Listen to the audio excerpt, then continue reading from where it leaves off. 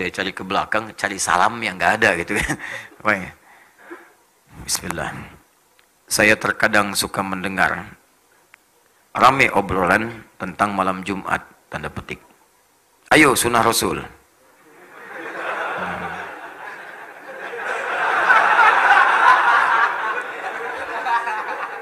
Paham nggak?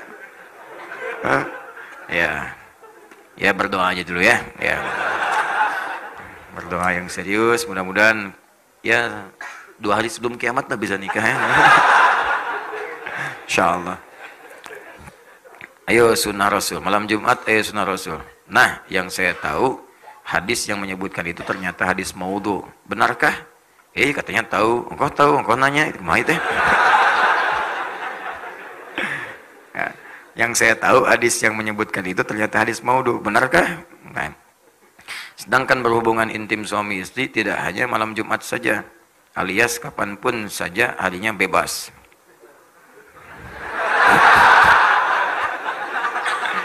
Aduh, baru sholat subuh. Bagaimanakah sebenarnya yang Rasulullah SAW ajarkan tentang berhubungan intim dalam pernikahan? Dan bagaimana hukum istri yang menolak ajakan hubungan intim? Dilaknatnya maknanya apa? Ya baiklah. Baik, yang pertama, perihal tentang berhubungan seksual suami istri di malam Jumat, apakah bagian dari sunnah? Sepanjang pengetahuan kami, tidak ada satu hadis pun, atau bahkan ayat Al-Quran pun, yang mengkhususkan misalnya hubungan suami istri di hari-hari tertentu, malam-malam tertentu. Ya, tidak ada di hari-hari tertentu, malam-malam tertentu. Sehingga Syekh Wahbah Az-Zuhaili, Allah yarham, dalam kitabnya Al-Fiqhul Islami wa Adillatuh, saya sarankan kalau ada rezeki beli kitab ini. Sudah ada terjemahannya dalam bahasa Indonesia. Ini bagus sekali. Komparasi fikih Islam, dalil-dalilnya lengkap. Itu salah satu guru kami. Saya diantaranya mengaji fikih kepada Syekh Wahbah Az-Zuhaili. Ini orang hebat nih. Disebut As-Suyutil Mu'asir. Imam Suyutinya kontemporer. Jadi kalau bicara biasa, tapi kalau nulis, hampir di setiap bidang ilmu, beliau ada tulisannya. Banyak tulisannya itu. Syekh Wahbah Az-Zuhaili. Beliau menuliskan dalam kitabnya Al-Fiqhul Islami wa Adillatuh, cetakan tahun 1985. Beliau sampaikan, walaysa minas sunnati, awas, walaysa minal sunnati al-jima' fi layalin muayyanah. Dan tidak tersebut dalam sunnah itu, ya terdapatnya kemudian isyarat hubungan seksual suami istri di malam-malam khusus. Misal di malam Jumat saja, atau di malam Sabtu saja, ya atau di malam misalnya Senin saja, tidak disebutkan. Ya tidak disebutkan. Bahkan ketika ayat Al-Quran turun itu bahkan di malam-malam Ramadan pun, ya itu kalau misalnya terjadi hasrat itu diperkenankan. Ya sepanjang waktunya diatur yang tidak kemudian bertabrakan dengan ibadah-ibadah tertentu. Apa dalilnya? Quran surah kedua Al-Baqarah ayat 187, paling kanan sebelah atas. Ya uhilla lakum lailatus shiyami rafathu ila nisaikum hunna libasul lakum wa antum libasul lahun. Ya dihalalkan bagi kalian kalau ingin bercumbu suami istri di malam-malam Ramadan, silakan saja. Silakan. Cuma dilakukan di waktu-waktu yang baik. Ya dia pakaianmu, kamu pakaiannya. Berhubunganlah dengan baik. Ya dengan cara yang elok dan seterusnya. Jadi tidak ada waktu-waktu yang spesial. Adapun mungkin tafsiran ini terkait dengan keterangan Nabi sallallahu alaihi wasallam di hadis riwayat At-Tirmidzi. At-Tirmidzi nama aslinya Muhammad, bapaknya namanya Isa. Muhammad bin Isa tumbuh berkembang sampai wafat di Tirmidz, dikenal dengan At-Tirmidzi. Menyampaikan riwayat dalam kitabnya nomor hadis 496. Ya, man ightasala fi yaumil jumu'ati wa ghassala wa kabbara ya wabtakara. Siapa yang mandi di hari Jumat, mandinya sempurna hari Jumat, mandinya sempurna, dibasuh awal sampai akhirnya. Ya, ghassala itu biasanya dalam bab fikih al-ghusl seperti mandi junub, sempurna gitu kan. Ya, jadi teliti, rapi, ya dari wudhu terlebih dahulu, kemudian rapi dari atas sampai bawah sempurna dibersihkan. Itu ghassala. Ya, ghassala yughassilu. Ghuslun babul ghusli, bab mandi secara menyeluruh. Ya, babul janabah, bab mandi dalam janabah. Babul ghuslu, mandinya itu mandi terkait dengan janabah. Ghassala diartikan itu. Siapa yang sebelum berangkat Jumat mandi, mandinya seperti orang mandi junub, sempurna dia. Kemudian dia berangkat ke Jumat di awal waktu, mengambil saf paling depan. Ada yang nafsirkan di awal waktu, ada yang nafsirkan mengambil saf paling depan sepanjang tidak mengganggu saudaranya. Menafsirkan saf paling depan itu bukan Anda kemudian melihat peluang di situ kemudian menerobos orang sampai orang tidak nyaman. Ya, punten, saf pertama nih, saf pertama, bukan. Ya, datang di awal, duduk dengan nyaman. Ada orang datang, berikan ke lapangan. Bukan Anda datang terlambat, menerobos saf paling depan. Sudah penuh, Pak. Urusan penuh, urusan Anda. Urusan saya dengan malaikat nih. Wah, pengen dicatat depan, unta. Ya. Baik. Nah, itu nggak dibenarkan. Lalu dia datang saf pertama. Duduk dia, mendengarkan khutbah dengan benar sampai selesai. Maka orang ini seperti mendapatkan ibadah puasa dan sholat selama setahun penuh. Dapat pahala orang puasa dan sholat malam selama setahun penuh. Cuman Jumat itu seperti hadisnya sahih. Termasuk oleh Syekh Al-Albani. Sahih hadisnya. Jadi kalau Anda berangkat di hari Jumat, Jumat itu peluang banyak pahalanya. Banyak sekali. Dari wudhunya, dari mandinya, dari macam-macamnya, dari berangkatnya, sampai masuknya, dicatat pahalanya, sampai sholawatnya, sampai istighfarnya, sampai berdoanya. Bahkan pasca Jumat pun ada doa khusus yang kalau Anda berdoa dengan benar sulit untuk ditolak. Hafal doanya? Hafal doanya? Ya. Allahumma ikfina bihalalika an haramik.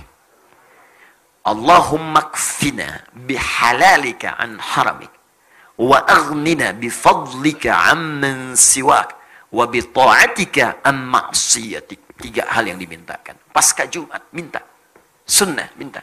Ya Allah, cukupkan aku ya Allah dengan segala yang halal darimu dan jauhkan aku dari segala yang haram yang tidak engkau tetapkan. Yang halal. Kalau Anda kemudian berumah tangga, cukupkan dengan istri yang halal saja ya Allah. Maka akan ditutup pintu-pintu zina, pintu-pintu selingkuh, pintu-pintu yang tidak baik. Didatap istri orang itu, sudah nggak ada getaran lagi. Udah selesai, biasa aja. Dia hijab oleh Allah. Yang menarik itu cuma istri sendiri. Istri orang punya orang. Nah, ini kan kadang-kadang pasangan sendiri kayak nggak menarik. Pasangan orang seperti ketarik-tarik. Punya media sosial, kita tetap status seseorang. Punya media sosial, ditetap status suami orang gitu kan. Kenapa suami saya tidak seperti ustadz ya? Suami ibu ditetapkan oleh Allah sesuai dengan kepentingan ibu. Istri saya dikasih saya, atau istri orang lain dikasih suami seperti yang seperti itu. Kenapa? Karena itu yang sesuai untuknya. Itu yang bisa mengantarkannya ke surga. Partner untuk berbuat baik dalam kemuliaan. Itu poinnya. Dan Anda minta kepada Allah, jadi Anda nggak akan bersentuhan dengan yang haram. Harta, minta yang halal, Anda akan bersentuhan dengan yang haram. Di ke kantor pun ditutup dari yang haram-haram. Bahkan kadang-kadang yang haram gak nyampe ke Anda. Ada proyek mau bagi-bagi nih, mau bagi yang haram. Ulah kasih saya mah soleh. Dipotong di depan, jangan kasih dia mah soleh katanya, gak akan nerima. Paling-paling, duitnya ditolak, orang dicarekan. Uangnya ditolak, kita yang dimarahin. Paling diceramahin katanya. Ya, ditolak duluan, jadi belum nyampe ke kita dijaga tuh. Ada aja pokoknya alasan-alasannya, nggak nyampe, ditolak, ditahan oleh Allah, tahan. Jadi kalau Anda baca dari Jumat ke Jumat, aman Anda, setiap pekan Anda dalam keadaan aman. Rizki halal, pasangan halal, perbuatan halal. Jadi dijaga dengan yang halal, dijauhkan dari yang haram. Masya Allah. Wa aghnina bifadlika amman siwa. Ya Allah, saya ingin Engkau berikan yang paling utama darimu saja, saya nggak ingin dari yang lain. Maka kita minta kepada Allah yang paling utama. Jadi kalau di kantor ada sesuatu yang baik, kita dapat yang paling utama. Kalau ada surga dijanjikan untuk kita dapat yang paling utama surganya. Kalau rizki ada untuk kita, yang paling utama. Kalau di kampus belajar, dapat kampus yang paling utama untuk maslahat kita. Kalau kita dapat nilai yang paling utama untuk bisa kita amalkan. Ukurannya bukan besar kecil ya. Ukurannya sejauh apa kita bisa mengamalkan dari semua titipan itu. Itu yang utama. Boleh jadi bagi saya, sepeda utama. Bagi Anda, motor yang utama. Kenapa? Karena ukuran untuk menjaga amanahnya seperti apa kita bisa mengamalkannya. Itu poinnya. Jangan sampai minta mobil, tapi nggak bisa menjaga amanah. Begitu pulang berat titipan Anda. Hati-hati. Orang itu nggak punya sepeda, mimpi punya motor, belum pernah mobil apalagi. Tapi ke masjid, sendalnya dipakai, berangkat 2 kilo jalan kaki. Anda sepeda ada, mobil ada, motor ada. Bahkan bercita-cita punya pesawat. Ke masjid aja nggak pernah dipakai. Bagaimana hisapnya? Saya sering menyampaikan, kalau Allah titipkan amanah baru, pakai dulu untuk ibadah. Ada baju dikasih, pakai dulu untuk sholat, supaya hisapnya ringan. Pakai dulu.